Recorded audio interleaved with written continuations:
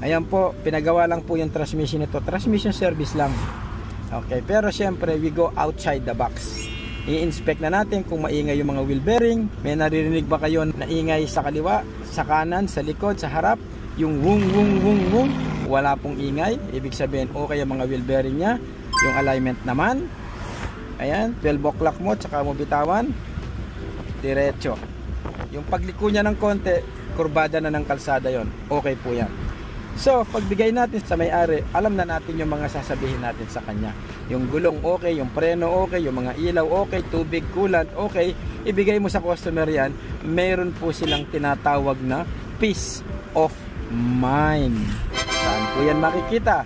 Sa Handsome Mechanic, you should be here.